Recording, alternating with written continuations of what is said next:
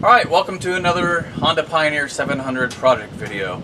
Today I'm going to be doing a bed liner on my Pioneer 700, but this will be pretty much the exact same thing if you want to do it on your Pioneer 1000 also.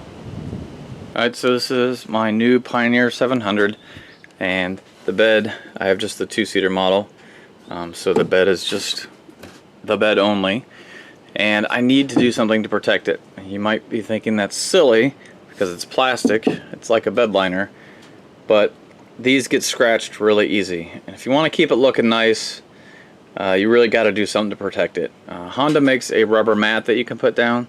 That's one option. Doesn't really do anything to protect the sides.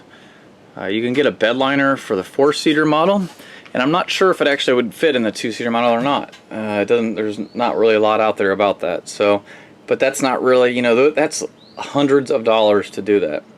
So today, for under $100, I'm going to give myself a professional, nice thick bed line coating by using this Rust-Oleum truck bed liner. Rust-Oleum did not sponsor the video. I just used this on my truck in the past, and I thought it did a good job, especially for the money. You can pick these kits up at most places, even Walmart, for about $80 to $90.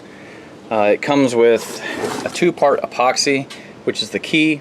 You actually have to mix 2 different items together. If you just go buy the gallon of bed liner, you'll see that it will fade over time. It will look like garbage. I want something that's going to last and really stand up.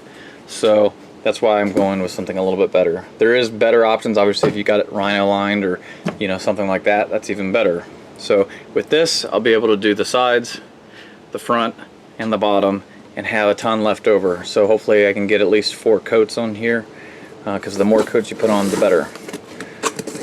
So it's pretty easy.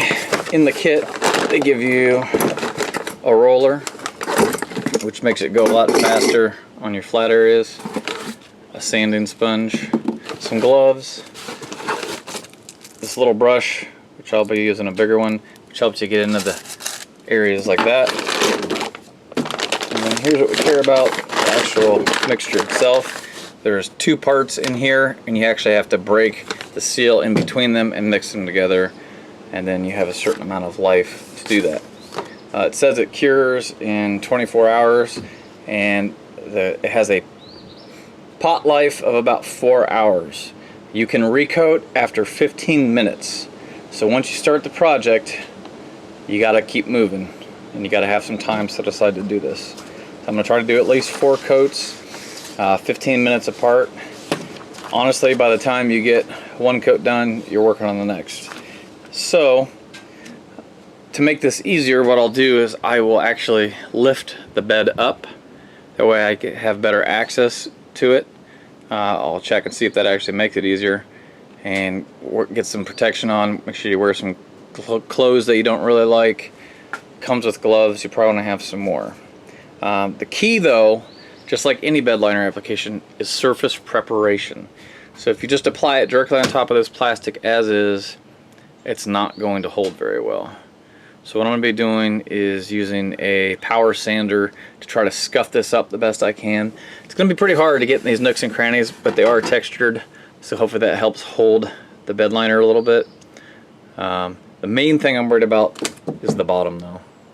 I'm not as worried about the sides, because all the abrasion is going to be mostly on the bottom if I'm putting gravel in here or stone. So that's what I'm worried about the most. And you also want to make sure your surfaces are clean. Use like a paint prep solvent before you start putting on the bed liner. Make sure everything is clean and dry. And you definitely want to have a nice scratch on the surface. Let's see if I'll just use this right here. I'm scuffing it up.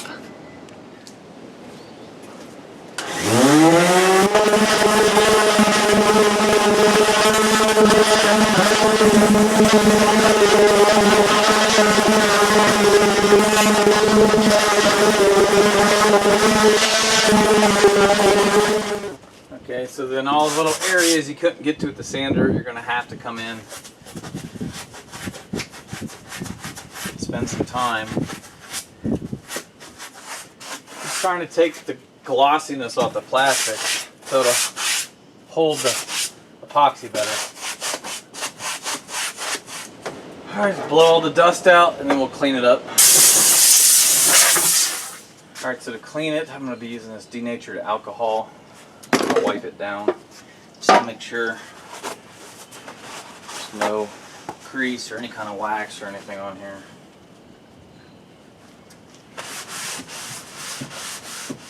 Doesn't have to be perfect, you just want to make sure there's no residue left on there. If there's a little bit of dust, it's not going to hurt anything because it's a textured paint. Alright, so before you actually start applying the surface, you have to mix the two parts, and then after you mix them for 2 to 3 minutes, you have to wait 15 minutes before you start actually using the product. The best way to do this, see that's where they're separated, is to grab this and roll it.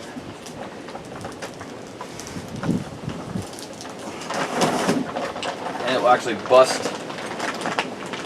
See? It just gives way. Now the two sides are mixed. You're really going to mix it up good.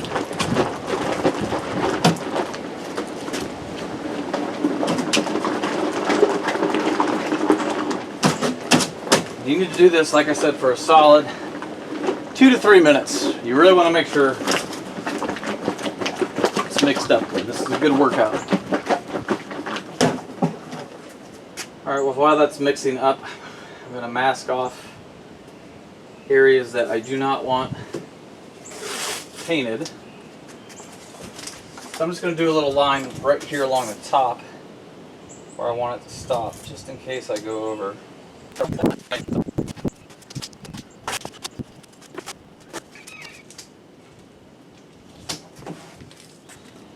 Alright, so once you've let it sit for 15 minutes after mixing it, we'll go ahead and cut the top off here.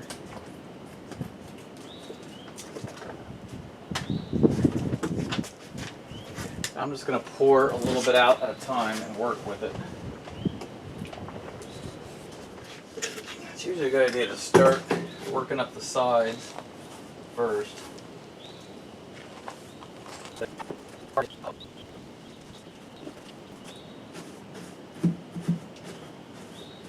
You definitely want to work in a well ventilated area. This stuff's pretty strong.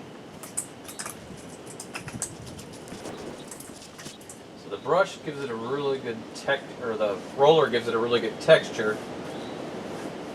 You kind of got to brush it into place and then go back over it with the roller.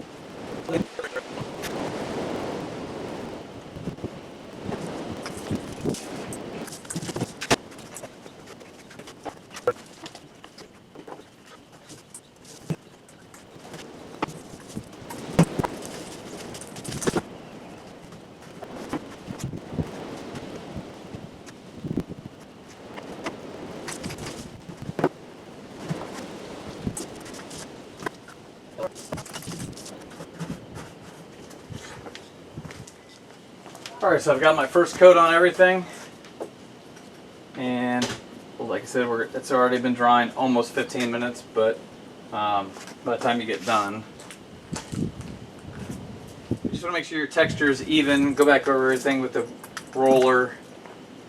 It's got a nice, very nice texture.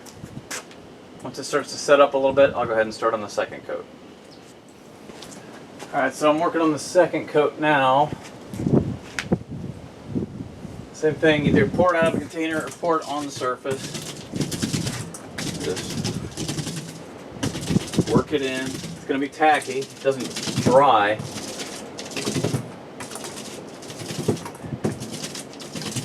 You're just trying to get a nice uniform bed liner texture. Alright, so you want to do a couple coats, and this is going to be my fourth and final coat here.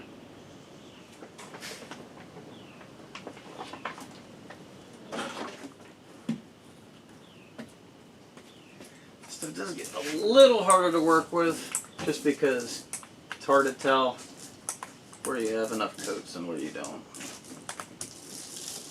Key, especially since it's the last coat, you want to make it look nice. The texture. You want to make sure the texture is perfect. How you want it.